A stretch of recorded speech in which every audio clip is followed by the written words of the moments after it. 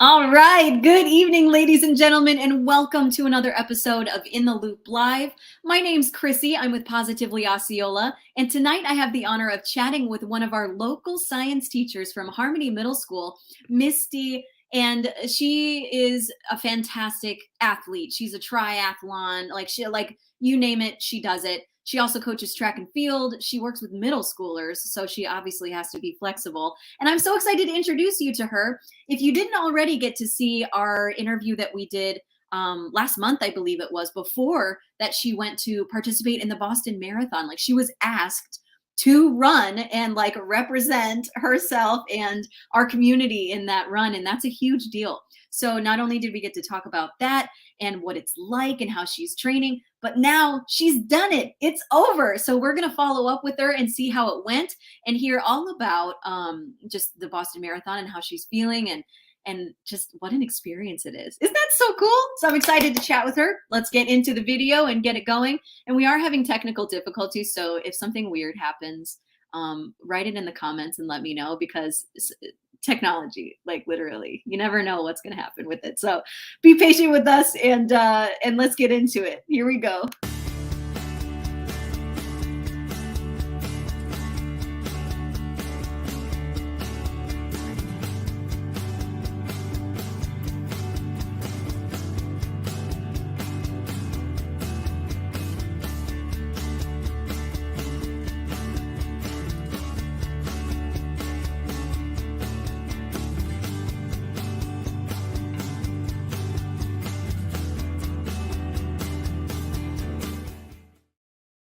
All right. Well, once again, good evening, ladies and gentlemen. My name's Krissi. Let's jump right into this episode of In the Loop Live, where I get to chat with Misty Haystead, a local science teacher at Harmony Middle School who participated in the Boston Marathon. So let's bring her on. All right, here she is. Hey, Misty. Hello. Thank you for having me back. I'm excited to be here.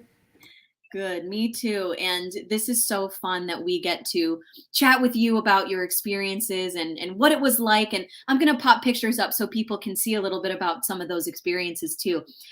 So first of all, how was it? Like you traveled, you got there, and then what happened? It's everything. Any runner who's ever done it before, they always have their experience and they come back and share it with you. And everything they say it is that and so much more. One of the first things, we got off the plane and I'm just like, oh my God, I'm in Boston. And before we even got off the plane, there's other flyers there with us who are on the same mission. They're there to earn that Boston Marathon medal. So it was nice to kind of talk to them and get to hear their thoughts. One of the ladies I actually spoke to had run it before, so it was nice to kind of just get some more information from her about the race. That is so neat. Okay, so you got off the plane, you got to meet a whole bunch of people, you're a part of this community, and then I'm assuming that the energy is just insane. It's like everyone's so pumped. Is that right? It is. One of the first things we did, we got off the plane and we headed over towards the expo, and it's right off of Boylston Street, and they kind of have almost like they've taken over a couple blocks down there because the finish line is down in that area. They have what is known as Fan Fest in the area, and then the expo is just a slight walk down the road. And so we went and got lunch, and everyone around you is there for the Boston Marathon. You see people wearing the jacket, the shirts, all the logos of people who've done it in the past. I'm a firm believer that you don't wear the race shirt or race logos until you have done the race. And so, I had the jacket prior to going because I had done something with the fundraising and they gave us the jacket. And so I've had this jacket for 3-4 months and it's pretty sweet. And, it just sat in my closet waiting to be worn. Yes. And so seeing everybody walk around with their Boston logo and jacket, I'm like, oh, I'm just getting so pumped, ready to go. And then we head to the expo and it's packed, runners everywhere. Everyone's excited to be there. We do our shopping, get some more merchandise. I've got to come back to Florida with the gear and sport it. And not only did they have in the expo, vendors and stuff like that, they also had areas of memorabilia from past races.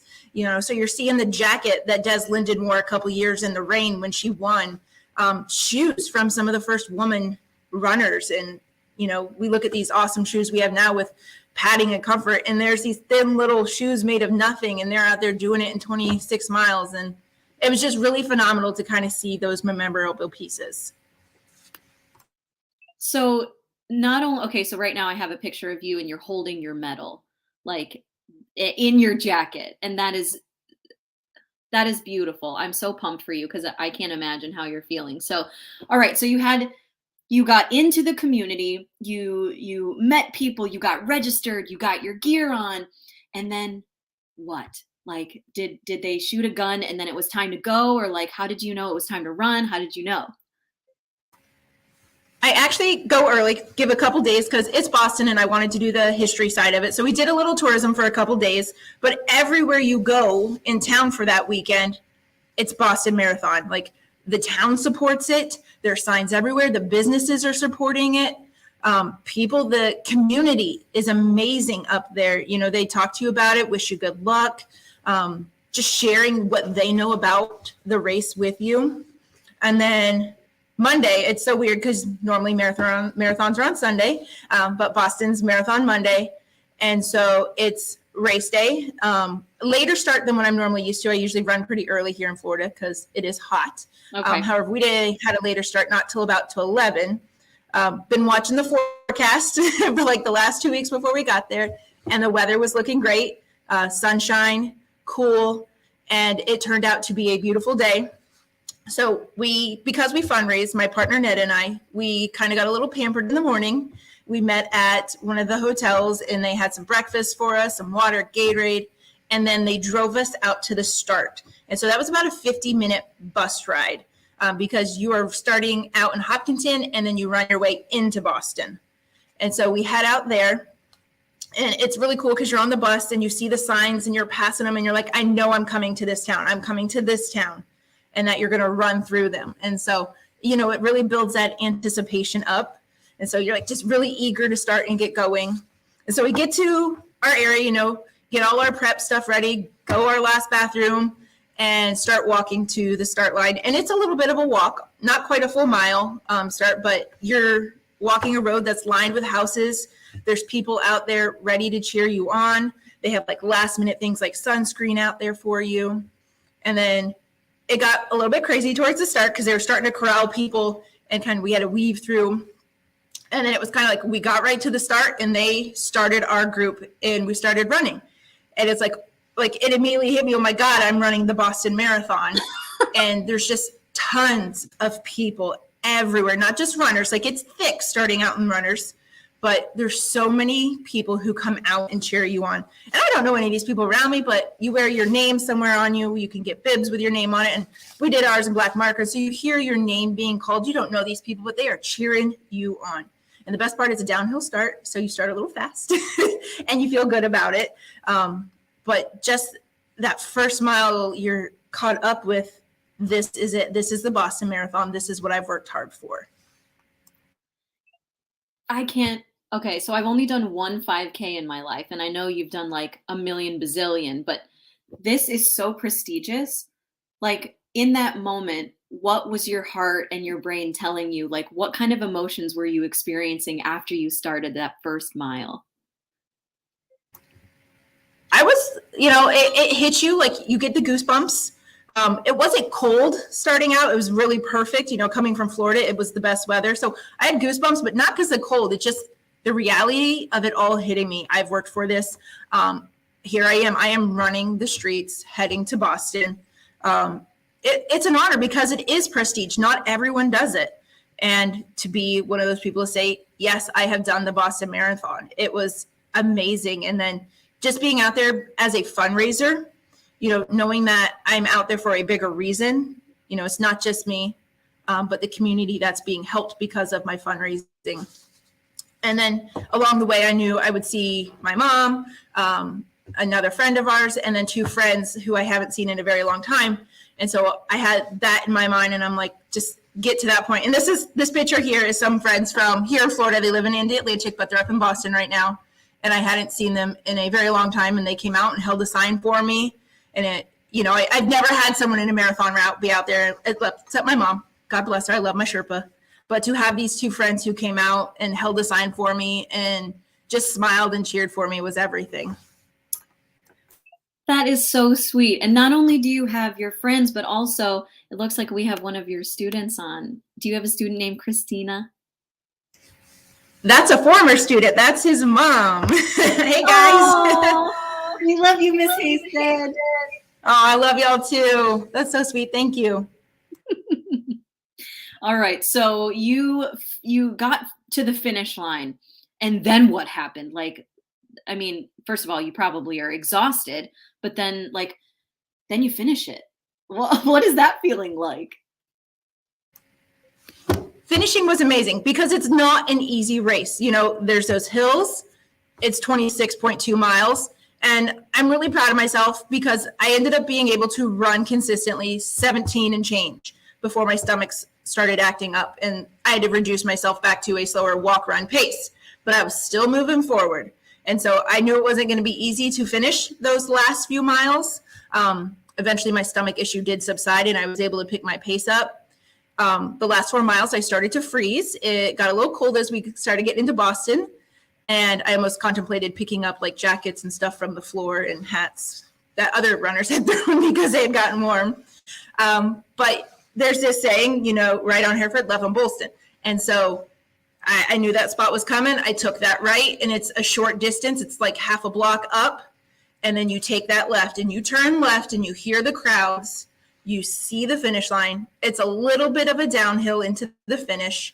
And I knew my mom was going to be on my right-hand side in the finish area. They have little benches and stuff set up where fans can come and sit and cheer and support. And so I see that finish line, and I'm just running. I am running. I don't care how I feel. I know I'm exhausted. I'm tired. I'm sore. I'm cold. And I get to the point where I can see my mom up in the stands. I wave to her. I blow her a kiss. And I head for that finish line. And, I just put the hands up, crossing that finish line, give it some glory. And I cross, and I wanted to cry.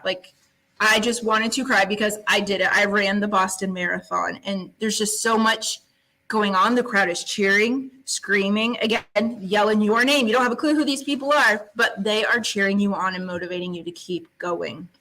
And so I crossed the finish line, and being a fundraiser, we didn't have to go out the normal way. We had a little VIP treatment. So there was a little tent. We swerve off to the right, and we pick up our medal. One of my pictures from crossing the finish line, I didn't have my medal yet, but I took it. I'm like, it's there, it's behind me. I did it. I need to capture this moment. And then we got our medals. Pretty awesome. And then we head into a little tent. There's a medical tent there in case you need anything. They're ready to support you. I just needed the little heat sheet because I was freezing. They had all our snacks in there, food, sandwiches, chips, cookies, Gatorade, Waterade, anything you needed to kind of get something in your stomach. You just ran 26 miles. You're a little bit hungry at the end. So you definitely want to get some fuel back in there and get nourished back up. So I'm imagining then that it was a party, right? The whole community is out there. The whole city of Boston is basically supporting everyone that's come in from all over the world to run and participate and raise money. And I mean, you have your family watching you, your friends, a whole bunch of strangers, but they're all rooting for you. And not only are your students rooting you on, but your athletics kids that you're also coaching, all these people. So when you finally finished and you know that it's done and you're relieved and it's over, now you have that sense of pride. How does it feel to come home? How was it to see your students after you finished? It was amazing because the day we flew home Tuesday, and I made it back in enough time to come to track practice. And so I walk into school and I had my shirt on. I had a little hat that has Boston on it. I'm walking in holding my medal around me, and everyone's like, "Oh my God, what are you doing here? You just did this yesterday. How are you even walking?" But they're just so excited to see me and give me congratulations. And it's just an honor to share it with them and to know that they were watching or they thought of me. and were excited to see me come back. And it's funny because some of my kids don't grasp how big 26 miles is yet. And so when they just see like, hey, it's my teacher, man, she did this awesomeness. And one of the things when I left in my sub plans, hey, Monday, please allow my students to get on their computers and watch the marathon, just so they could kind of see what I was out and doing. And so those who had seen it, whether it was in my class or another class, were eager to hear about my trip. I can't imagine what that must have been like. I'm so proud of you. And I know we don't hang out and we're not friends, but like as you're telling me these stories, I'm just like I'm getting a little teary-eyed because I know what it's like to reach a goal and I know what it's like to work your butt off to get there. So it's completely relevant and I'm sure other people can too. So congratulations. You must feel an amazing sense of pride. Like you did it. You did it. Thank you. And I do want to touch on your point where you said it was like a party. It was. It is the first day of spring break up there. They use a lot of school buses to transport the runners out. So when I noticed that, I'm like, what are the kids doing for school? And I talked to someone, I'm like, it's spring break. And so as you're going through all the cities and towns, neighborhoods, it's block parties. They're out there barbecuing, cooking breakfast, cooking lunch.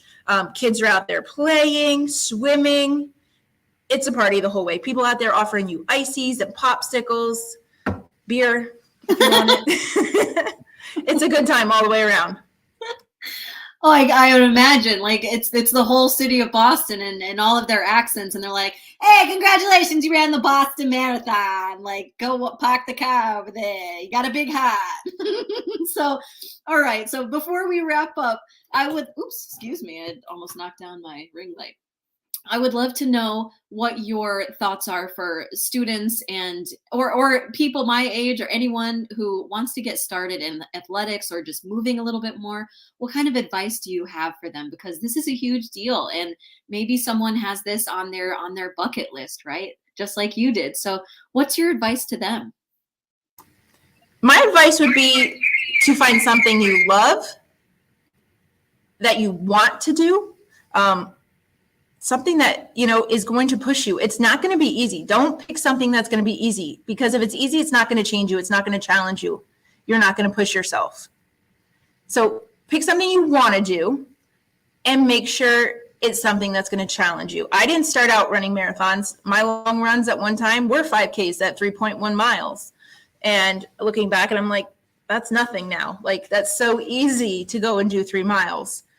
So start small with something you like and make sure it challenges you. And don't be afraid to rise up to that challenge. It's going to hurt. It's going to be painful. Embrace the suck is one thing we say as runners is embrace the suck because it ain't always pretty and it ain't always easy. Yeah. And we even use that in my career too. We say the obstacle is the way, right? So you use it, you use it as fuel to your flame. And I completely agree. So is there any final thoughts that you'd like to share with our viewers?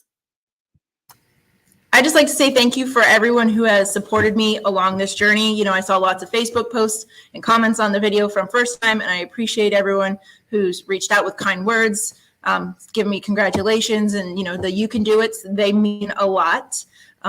Knowing that it's not just me out there running, because I do keep that in my head.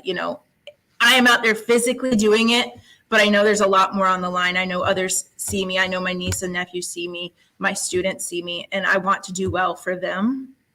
And so thank you. I appreciate that. It means a lot, guys. Oh, well, that's awesome. And thank you so much for sharing your experiences with us before, during, and after the race. You are an amazing example of Osceola County. So thank you for representing our community while you're there. And thank you for joining Positively Osceola today and sharing it with everybody. We appreciate you. And we can't wait to see what you do next, Misty. Thanks for joining us. Thank you for having me. Have a good night, guys. Bye, everybody.